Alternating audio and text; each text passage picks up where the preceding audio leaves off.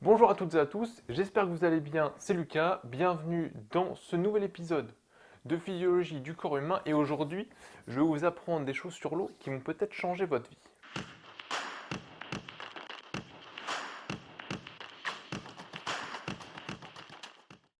Les copains, je sais, l'eau, je vous en parle très fréquemment et vous allez me dire Lucas, je change un petit peu de disque parce que bon, on en a marre. Mais en fait, le truc c'est que je vous ai pas tout dit sur l'eau et aujourd'hui on va aborder ses principaux rôles dans le corps humain. On attaque tout de suite avec le premier rôle de l'eau qui est de réguler la température corporelle en transpirant.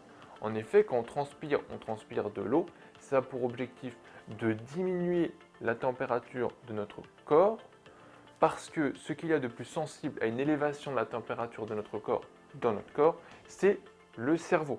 Vous avez tous eu de la fièvre un jour, quand, quand notre température corporelle augmente de quelques degrés, 1 ou 2, on n'est déjà pas très bien. Donc ça, c'est d'une part à cause de l'infection, mais aussi à cause de notre cerveau qui supporte très mal une élévation de la température corporelle. L'eau joue également un rôle essentiel au niveau des articulations. Je vous mets un petit schéma juste à côté, et en fait, là où elle va être très importante, c'est au niveau du liquide synovial et au niveau des cellules du cartilage. En effet, lorsque vous êtes bien hydraté, le liquide synovial remplit bien la cavité synoviale et vos deux os n'entrent pas en contact lorsque vous les utilisez, lorsque vous vous déplacez. Par contre, si vous êtes déshydraté, il y a moins de liquide synovial, vos deux os ont tendance à se rapprocher et les cellules du cartilage sont plus fragiles. Ainsi, lorsque vous allez vous déplacer, il y a de grandes chances que vos os entrent en contact légèrement. Ça va créer une inflammation et ça va diminuer la capacité de régénération de votre articulation. Ensuite, l'eau est très importante pour maintenir une pression artérielle adéquate pour que tous vos muscles soient oxygénés correctement. Elle sert aussi à ce que votre sang ne soit pas trop visqueux pour pas que votre cœur doit effectuer trop d'efforts pour propulser votre sang dans vos artères.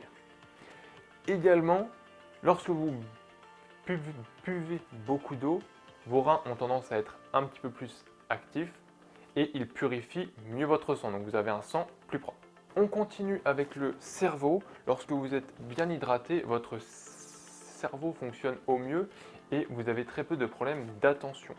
En revanche, quand vous êtes déshydraté, votre cerveau est moins à même de fonctionner correctement. Il y a une étude qui a montré que lorsqu'on est déshydraté, on a de moins bonnes performances cognitives, on a plus de mal à se concentrer et à rester concentré. De plus, lorsqu'on est déshydraté, on est plus à même d'être de mauvaise humeur. Maintenant, au niveau des muscles et de tous les autres tissus du corps, lorsque vous êtes bien hydraté, ils sont plus à même de remplir leurs fonctions et ils sont moins fragiles. En revanche, si vous êtes déshydraté, vos muscles par exemple seront plus fragiles, votre peau sera plus sèche et tous les autres tissus de votre corps auront plus de mal à remplir leur rôle. Par exemple, les glandes, votre foie, votre système digestif aura plus de mal à remplir son rôle. Au niveau hormonal, lorsqu'on est bien hydraté, notre organisme fonctionne au mieux, il n'a pas de stress hydrique. En revanche, si on est déshydraté, notre cerveau sécrète de l'ADH, hormone antidiurétique en français, qui va avoir pour rôle de stimuler les centres de la soif, le centre de la soif, ce qui va nous faire avoir envie de boire. Elle va diminuer la dialyse dans nos reins, ce qui fait que notre sang sera moins purifié, on aura plus de déchets du métabolisme dans notre sang avec pour but de conserver plus d'eau dans notre sang. Et sur le long terme, c'est-à-dire sur 20-30 ans, cette hormone rigidifie les vaisseaux sanguins, ce qui augmente les risques d'accidents cardiovasculaires. En conséquence de cette soupe complexe d'hormones et de neurotransmetteurs qui nous incite à aller trouver de l'eau, si on continue de vaquer à nos occupations, une certaine fatigue psychologique va se mettre en place qui va diminuer notre faculté à se concentrer et augmenter notre irritabilité. Enfin, pour terminer cette liste non exhaustive des rôles de l'eau dans le corps humain, être bien hydraté favorise l'endormissement, tandis qu'être déshydraté favorise plutôt la recherche de l'eau, comme je vous l'ai expliqué. Ainsi, on va être moins à même de s'endormir. Avant de vous quitter, je vais vous donner quelques repères pour savoir à partir de quand vous commencez à être déshydraté. Après 2 heures passées sans boire, vous êtes dans le premier état de déshydratation. Le bon fonctionnement de votre organisme commence seulement à être perturbé. Après 4 heures passées sans boire, vous êtes à l'étape 2 de la déshydratation. À ce niveau-là, je vous conseille de chercher activement de l'eau potable pour vous réhydrater, car le bon fonctionnement de votre organisme commence à être en péril et ça va aller en s'aggravant. Après 8 heures passées sans boire, vous êtes au niveau 3 de la déshydratation.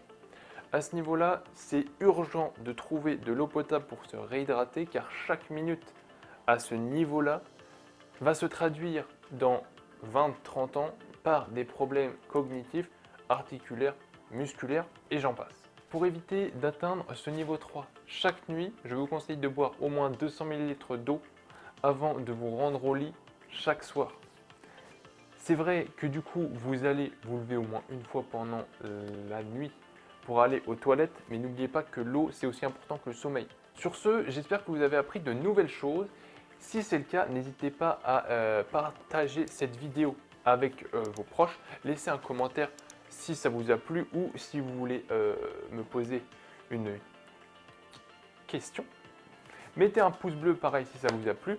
On se retrouve la semaine prochaine pour une séance de calisthenics. Ciao!